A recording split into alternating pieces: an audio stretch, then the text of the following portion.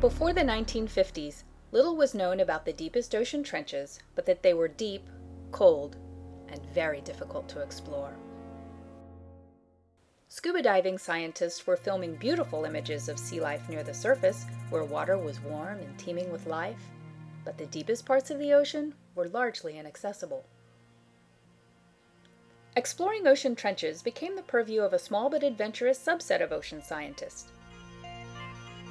They study the deep sea with the technology available to them, but taking pictures at these great depths remained impossible until the 1960s.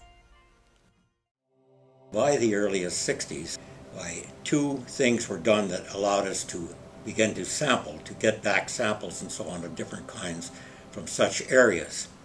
And one of them was the development of very, very strong wire cable, about 3/8 of an inch in diameter, that was very, very strong. The other innovation was a device that allowed them to control a camera dangling on a wire miles below the ship. A man from MIT, of all places, Dr. Harold Edgerton, had in the 1930s developed an instrument called the stroboscope. The stroboscope could stop motion at thousandths of a second for photography. Working with Scripps scientists, Edgerton adapted his timing circuits for use in a deep-sea underwater camera. The circuits controlled the lights and shutter speed of the camera, while a separate Edgerton innovation, a sounding device called a pinger, sent signals up to the ship that allowed the scientists to keep track of where the camera was in relation to the bottom of the ocean. You could take pictures every 15 or 20 seconds at essentially any depth with a camera that was hanging on a very, very long cable to the bottom.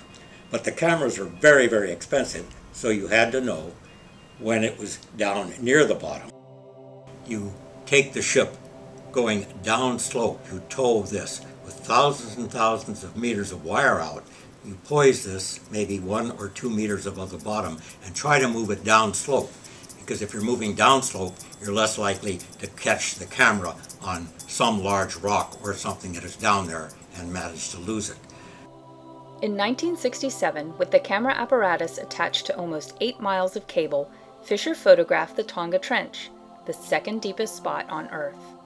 The photos documented the geology of the Tonga Trench and solidified what Fisher and other geologists of the time suspected, that ocean trenches were actually sites where one tectonic plate was sliding beneath a neighboring plate.